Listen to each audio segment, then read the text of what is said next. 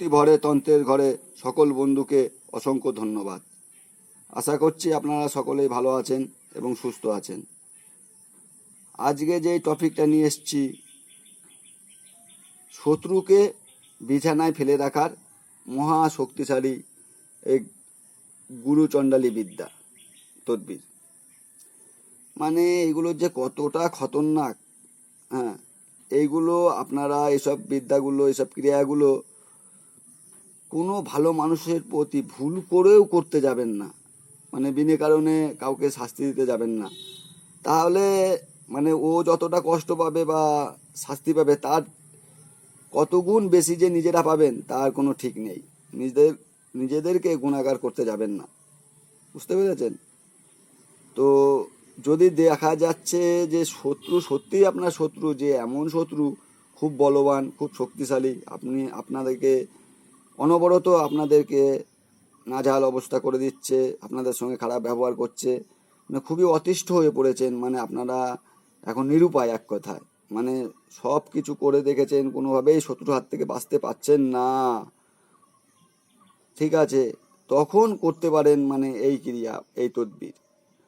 নাহলে ভুলেও করতে যাবেন না, ঠিক আছে? নাহলে কি বলবো, যা লটে তা কিছু হলেও বটে। তো এইগুলো না করলে, আপনারা এইসব বিদ্যাগুলো আপনারা প্রয়োগ না করলে বুঝতে পারবেন না। তো আপনাদেরকে কি করতে হবে, পুরো হুবহু যেমন আছে এইভাবে পুরো একটা ভোজপত্রের উপরে পুরো হুবহু, ঠিক আছে, যেরকম আছে পুরো এই তদবিরটাকে অঙ্কন করতে হবে। কি করবেন, শনি মঙ্গলবার দিন দুপুরবেলা সাদা কাগজে অথবা ভোজপত্রের উপরে, ঠিক আছে, এটাকে অঙ্কন করবেন মেশর জাফরান কালি দ্বারা অথবা লাল কালি দ্বারা। মেশর জাফরান কালি দিয়ে ভোজপত্রের উপরে করলে কাজটা পাওয়ারফুল বেশি হয়, শক্তিশালী বেশি হয়। আর সাদা কাগজের উপরে লাল কলম দ্বারা করলে কাজটা হবে, ওর স্পিড, ওর পাওয়ার, ওর শক্তি অনেকটা কমে যাবে। তো আপনারা কি করবেন,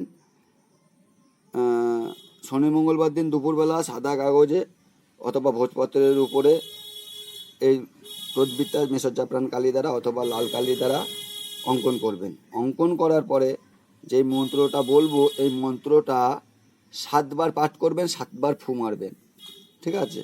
মানে একবার মন্ত্র পাঠ করবেন, একবার ফু মারবেন, এইভাবে 7 বার মন্ত্র পাঠ করবেন, 7 বার ফু মারবেন। আর এই ক্রিয়া করার আগে দুরূদ ইব্রাহিম পাঠ করবেন 7 বার, করার মানে ক্রিয়ার শেষেও 7 বার দুরূদ ইব্রাহিম পাঠ করবেন, ঠিক আছে? এবার মন্ত্রটা শুনুন। হেতাম কাম্ভু জাম্ভু পঙ্গু অমুক্য মালিক খো হাসাদা হালা কুন অস্তামশির অস্তামশির অস্তামশির দোহাই গুরু কাইকোবাদ। মন্ত্রটা আশা করি বুঝতে পেরেছেন। তো কি করবেন, এই মন্ত্রটা 7 বার পাঠ করে 7 বার ফু দেবেন, হয়ে গেল। দিয়ে কবজে ভরে যে কোনো খেজুর গাছের গোড়ায়, বড় খেজুর গাছের গোড়ায় এটাকে পুঁতে দেবেন, ঠিক আছে? আর পুঁতে দেওয়ার সময় নিঃশ্বাস বন্ধ করে পুঁতবেন, দম বন্ধ করে, ঠিক আছে?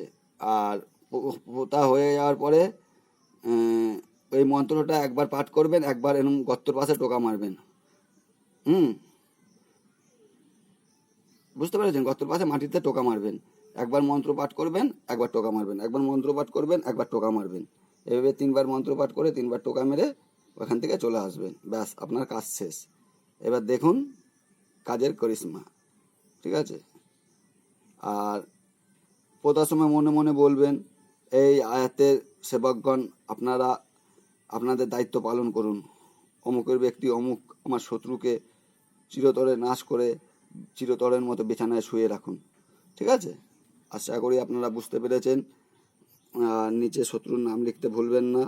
ফলান বিনতে ফলান, মেয়ে হলে ফলান, ছেলে হলে ফলান বিন ফলান, আর মেয়ে হলে ফলান বিনতে ফলান, ঠিক আছে?